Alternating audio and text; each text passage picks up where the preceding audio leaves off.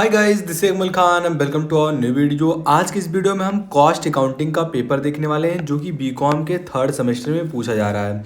अगर आप किसी अलग यूनिवर्सिटी में हैं तो ये आपके अकॉर्डिंग सेमेस्टर चेंज हो सकता है, वो थर्ड में, फोर्थ में, फिफ्थ में हो सकता है। लेकिन अगर आपका थ्योरी का पेपर होने वाला है देन पेपर पैटर्न एग्जैक्टली ऐसे ही होने वाला है, सेम पेपर पैटर्न फॉलो होगा। तो वीडियो को शुरू से लेकर अंत तक जरूर देखना क्योंकि मैं बहुत सारे पॉइंट्स को कवर करने वाला हूँ। एग्जाम में कैसे लिखना है, कौन से क्वेश्चन कैसे आते हैं एंड जो है कौन से क्वेश्चन जो है रिपीट होते हैं, कुछ क्वेश्चंस का भी हम आंसर जानने का ट्राई करेंगे। तो आइए शुरू करते हैं। आपको समय इसके लिए 3 घंटे मिलने वाले हैं एंड मैक्सिमम मार्क आपका 75 नंबर का मिलेगा एंड 25 नंबर जो होंगे वो आपको कॉलेज की तरफ से दिए जाएंगे वाइवा वगैरह पर, जो भी है। आगे बढ़ते हैं। नोट के रूप में लिखा गया कि सभी क्वेश्चन आपको कंपलसरी करने हैं, एक भी क्वेश्चन को छोड़ना नहीं है। एंड जो पहला पार्ट है क्वेश्चन का वो 100 वर्ड में करना है, रिमेनिंग जो पार्ट है क्वेश्चन का वो 800 वर्ड में करना है। अगर आपके सामने क्वेश्चन आता है कि 100 वर्ड में करना है देन आप उसको एक पेज में लिखेंगे एंड अगर आता है 800 वर्ड में तो 4 से 5 पेज तक आप उस क्वेश्चन को जो है लिखेंगे। उससे ज़्यादा लिखेंगे तो टाइम वेस्ट होगा आपका। ये पहला बात कंसीडर करना आपको। थर्ड दिया गया है पॉइंट कि सभी जो मार्क हैं उनके सामने दिए गए हैं, जितने भी नंबर का क्वेश्चन रहेगा वो आपके सामने दिया रहेगा। यही नोट हिंदी में लिखा हुआ है, अगर जो पढ़ना चाहते हैं वो पढ़ सकते हैं। आगे बढ़ते हैं। पहला क्वेश्चन आपका जो कंपलसरी करना था कह रहा है कि आंसर फॉलोइंग क्वेश्चन, मतलब ये जो दिया गया है इसके हिसाब से आपको करना है। मतलब टोटल 5 क्वेश्चन आपके सामने होंगे, एक क्वेश्चन के लिए 3-3 नंबर मिलने वाले, मतलब पहले क्वेश्चन से आपको 15 नंबर मिलेंगे। 3 नंबर का क्वेश्चन है, बहुत ही इंपॉर्टेंट है, रिपीट ईयर में क्वेश्चन है। कह रहा है डिफरेंस बताना है आपको cost accounting and financial accounting. एक बहुत ही मेजर पॉइंट, बहुत ही इंपॉर्टेंट पॉइंट। मैंने जब इसको जो चैप्टर कवर कराया था तो बताया था कि cost accounting and financial accounting का डिफरेंस हर साल पूछा जाता है और इस साल भी वो पूछ रहा है। क्योंकि कॉस्ट अकाउंटिंग में क्या करते हैं, आप कॉस्ट को मेजर करते हैं, कॉस्ट को मिनिमाइज कैसे करते हैं, कॉस्ट को जो है कॉस्ट को मिनिमाइज करके हम प्रॉफिट को कैसे मैक्सिमाइज करते हैं, ये हम कॉस्ट अकाउंटिंग में पढ़ते हैं। लेकिन जो है फाइनेंशियल अकाउंटिंग में हम टोटल इनके फंड्स को कहाँ से रेज करना है, शॉर्ट टर्म फंड्स को कहाँ लेना है, लॉन्ग टर्म फंड्स को कहाँ से लेना है, कितना जो है प्रेफरेंस वालों को पैसा देना है, कितना इक्विटी वालों को से पैसा लेना है, सारा कुछ हम फाइनेंशियल अकाउंटिंग में डिस्क्राइब करते हैं। तो मतलब समझने का ये तात्पर्य है कि आप पैसे को कहाँ खर्च कर रहे हैं उस पर कंट्रोल करना कॉस्ट अकाउंटिंग के अंतर्गत आप पढ़ते हैं एंड पूरे पैसे को कैसे मैनेज करना है वो आप पढ़ते हैं किसमें, फाइनेंशियल अकाउंटिंग में, पूरे कैपिटल को मैनेज करना। तो यही मेजर डिफरेंस होता है किसका, कॉस्ट अकाउंटिंग का एंड फाइनेंशियल अकाउंटिंग का। आई होप आपको समझा होगा।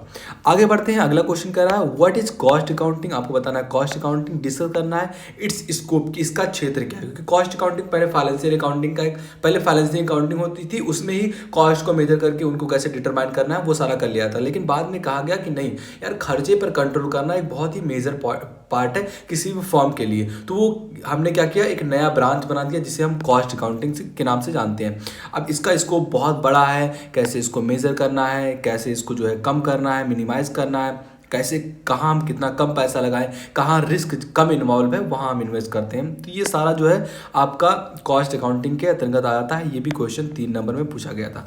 अगला क्वेश्चन कह रहा है what do you mean by non monetary incentive से क्या समझते हैं। मतलब आप नॉन मॉनेटरी जो होता है इसे हिंदी में अमौद्रिक प्रेरणाओं से कहते हैं, उससे आप क्या समझते हैं। मतलब ऐसी चीज़ें जहाँ पर मनी इन्वॉल्व नहीं है वो सारी जो है क्रियाओं में कैसे कॉस्ट अकाउंटिंग काम करता है, जैसे गुडविल वगैरह आपका हो गया, तो ये नॉन मॉनेटरी है। तो वो कौन से इंसेंटिव हैं जिनसे जो है डिटरमाइन होता है आपका नॉन मॉनेटरी, ये आपको बताना था। 3rd नंबर क्वेश्चन, ये भी 3 नंबर में पुट आउट होने वाला क्वेश्चन है।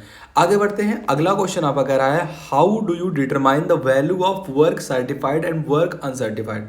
मतलब आपको डिटरमाइन करना है कि कैसे डिटरमाइन करेंगे वैल्यू ऑफ वर्क सर्टिफाइड की जो परिमाणित कार्य है इसको, एंड वर्क अनसर्टिफाइड जो अपरिमाणित कार्य है, मतलब जो कुछ जो कॉस्ट है या फिर जो कुछ भी वर्क है आपके ऐसे बुक में, मतलब बुक वैल्यू होता है ना कंपनी का जो फाइनेंशियल ईयर पे निकालती है, तो बुक वैल्यू में जो चीज़ें मेंशन होती है देन इसे आप कह सकते हैं वर्क सर्टिफाइड है। एंड कुछ ऐसा काम पड़ गया जो जैसे रॉ मटेरियल को उतारना हो गया, थोड़े बहुत रॉ मटेरियल्स में जब खर्चा होते हैं तो वहाँ हम वर्क को सर्टिफाइड नहीं करते हैं, वो अनसर्टिफाइड आपका रह जाता है, उसको हम बुक वैल्यू वगैरह में मेंटेन नहीं करते हैं, वो सारा पैसा सरप्लस वगैरह से मतलब कैसे तो मेंटेन हो जाता है। ये आपको बताना था क्वेश्चन इन दोनों के बारे में, कैसे जो है डिटरमाइन करेंगे आप वर्क सर्टिफाइड को एंड वर्क अनसर्टिफाइड को। ये क्वेश्चन आपका पूछा गया था। एंड लास्ट क्वेश्चन है पहले क्वेश्चन का, कह रहा है discuss the items which are not included in cost accounting. आपको ऐसे आइटम्स के बारे में बताना है जो कि कॉस्ट अकाउंटिंग में इंक्लूड नहीं किए गए हैं। ये आपका लास्ट क्वेश्चन पूछा गया था। आई होप सारे क्वेश्चंस इजी आपको अभी तक लगे होंगे क्योंकि मैंने सारे क्वेश्चंस को कवर कराया हुआ है। अगर आप चाहते हैं कि इसका फुल चैप्टर वाइज वीडियो देखें तो हमारे लिंक अभी इस वीडियो के लिंक डिस्क्रिप्शन बॉक्स में डाल दूंगा, उस प्लेलिस्ट का, वहां से जाकर आप वीडियोस को चेकआउट कर सकते हैं। खैर आगे बढ़ते हैं, पहला क्वेश्चन आपका खत्म होता है। सेकंड क्वेश्चन अब आपके बड़े बड़े यानी कि लॉन्ग टाइम क्वेश्चन पूछे जाएंगे, जिसमें एक एक क्वेश्चन आपको 15 नंबर को देखने को मिलेगा, जिसमें 800 वर्ड में आपको लिखना है, मतलब 4 से 5 पेज लिखना है। क्वेश्चन पूछ रहा है what is operating cost. Operating cost क्या होता है and to what industries is this method of costing applicable, कि कौन कौन से इंडस्ट्रीज में जो ये मेथड है एप्लीकेबल होता है ऑपरेटिंग कॉस्ट का। ये एक आपको पता होगा मेथड है जो है कॉस्ट को डिटरमाइन करने का, तो ये आपसे पूछ रहा है। अगर ये क्वेश्चन आपको नहीं आता है देन आप इसके ऊपर जा सकते हैं। कह रहा है a worker takes 9 hour to complete a job. कोई वर्कर है, ये आपका न्यूमेरिकल क्वेश्चन है। कह रहा है एक वर्कर है 9 घंटे लेता है अपने काम को कंप्लीट करने के लिए डेली वेजेस के लिए, एंड वो 6 घंटा काम करता है on A scheme of A payment by results. मतलब 6 घंटे कोई काम करता है, एक जो है एक वर्कर है 9 घंटे काम करता है, लेकिन उसका जो डेली का वेजेस है वो 6 घंटे, मतलब है 6 घंटे के औसतन पर वो काम करता है, लेकिन जो है वो 9 घंटे भी काम करता है कंप्लीट करने के लिए अपने जॉब को। तो कह रहा है हिज वेजेस रेट इज 7.50, मतलब 7 रुपया 50 पैसा उसका वेजेस रेट है पर आवर। 1 घंटे का आप जो है कितना है, 7 रुपया 50 पैसा है। आपको कैलकुलेट करना है factory cost of the worker under the following schemes if. आपके सामने कुछ कंडीशंस दिए गए हैं। If material cost of the work is 40 rupees and factory के ओवरहेड जो है, मतलब अलग से जो खर्चे हैं फैक्ट्री के, वो चार्ज करते हैं 150% पर ऑफ वेजेस के। तो आपको टाइम वेज का जो है वेजेस सिस्टम को कैलकुलेट करना है, प्राइस वेज सिस्टम को जो है प्राइस वेज सिस्टम को आपको कैलकुलेट करना है, एंड आपका जो है हैस्ले प्रीमियम प्लान को जो है आपको कैलकुलेट करना है, एंड रॉवन प्रीमियम प्लान को आपको कैलकुलेट करना है। तो यही आपका हो गया। 4 आपको कैलकुलेट करने थे। आपके सामने कुछ वेजेस दिए गए थे, कुछ ओवरहेड्स दिए गए थे, कुछ परसेंटेज दिए गए थे, जो चार्ज हो रहे थे आपको बताना है। मतलब एक न्यूमेरिकल क्वेश्चन आपके सामने था एंड एक थ्योरी का था। जो भी आपको सुटेबल लगता है आप उसकी ओर जा सकते हैं। आगे बढ़ते हैं। ये क्वेश्चन हिंदी में लिखा गया है। थर्ड नंबर क्वेश्चन कर रहा है briefly explain the general principle of classification. Classification के जनरल प्रिंसिपल को आपको एक्सप्लेन करना है एंड अपॉइंटमेंट करना है आपको ऑफ ओवरहेड्स। ओवरहेड्स को मतलब आपको मेजर करना है, उनके बारे में आपको बताना है। क्लासिफिकेशन और ओवरहेड्स के बारे में इस क्वेश्चन में पूछा गया था आपसे।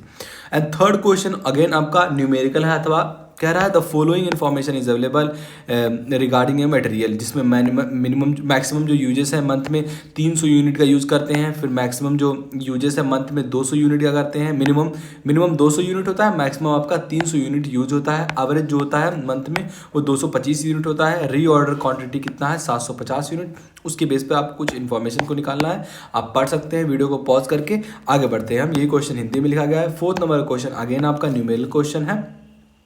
यहाँ आपके सामने फैक्ट्री प्रोडक्ट्स दिए गए हैं 250 यूनिट वगैरह वगैरह। इसके हिसाब से direct material, indirect material, direct expenses क्या है, ये सारे कुछ डिटरमाइन है यहाँ पर। एंड यहाँ से आपको जो है कुछ निकालना था, इसका आप कैलकुलेट कर सकते हैं। अगर आप कहेंगे तो हम इसका जो है फुल आपको एक्सप्लेनेशन वीडियो मतलब सॉल्यूशन के साथ अपलोड कर देंगे। अगर इस वीडियो पर 500 लाइक कंप्लीट होता है हम तुरंत इसका आपको एक्सप्लेनेशन वीडियो अपलोड करा देंगे। तो यही क्वेश्चन हिंदी में लिखा गया था। एंड अगर फोर्थ क्वेश्चन आपको नहीं आता है देन आप अथवा के रूप में जो है एक थ्योरी का क्वेश्चन भी जान सकते हैं। कह रहा what do you mean by elements of cost के कौन कौन से एलिमेंट्स होते हैं, एंड एक्सप्लेन करना है आपको। Clarify the element of total cost. आप टोटल कॉस्ट को कैसे जो है वेरीफाई करते हैं, कैसे उसको जो है क्लेरिफाई करते हैं, यही एक्सप्लेन करना है आपको। और कॉस्ट के कितने एलिमेंट्स होते हैं इसके बारे में डिस्क्राइब करना था। फोर्थ क्वेश्चन आपका एक पहला न्यूमेरिकल क्वेश्चन था एंड आपका थ्योरी था। तो अगर जो भी आपको सूटेबल लगता है आप उसके ऊपर जा सकते हैं। पेपर का लास्ट क्वेश्चन है अगेन आपका न्यूमेरिकल है, जो कि आपका पूछा गया था इन्फॉर्मेशन पे प्रिपेयर करना है आपको। प्रोसेस अकाउंट एंड जो है एबनॉर्मल वेजेस अकाउंट को आपको क्रिएट करना था। कुछ इन्फॉर्मेशन आपके सामने दी गई है उनके बेस पर। यही क्वेश्चन हिंदी में लिखा गया है। अगेन आपका फिफ्थ नंबर क्वेश्चन है। यहाँ दोनों अथवा न्यूमेरिकल का क्वेश्चन पूछा गया था, मतलब आपको न्यूमेरिकल आना चाहिए। तो यहाँ भी आपके सामने कुछ जो है कुछ इन्फॉर्मेशन दी गई है, उनके बेस पर आपको कुछ कैलकुलेट करना था। आप वीडियो को पॉज करके देख सकते हैं। यही क्वेश्चन हिंदी में लिखा गया था, तो यहाँ पर आपका पेपर खत्म होता है। तो इस पेपर का मैं लिंक डिस्क्रिप्शन बॉक्स में डाल दूंगा, वहाँ से जाकर आप अपने न्यूमेरिकल क्वेश्चन को चेकआउट कर सकते हैं। मैंने जो कुछ क्वेश्चन एक्सप्लेन किए हुए हैं, आई होप आपको समझे होंगे। अगर कहीं भी डाउट होता हो तो let me know in comment box. And इसके बाद हम जो है इसका सोल्यूशन वीडियो लाने वाले हैं, तो जल्दी जल्दी से वीडियो को शेयर कर दो। एंड जो है अगर वीडियो को अभी तक लाइक नहीं किया हुआ तो वीडियो को लाइक कर दो। मिलते हैं आपसे वीडियो में, तब तक के लिए बाय बाय।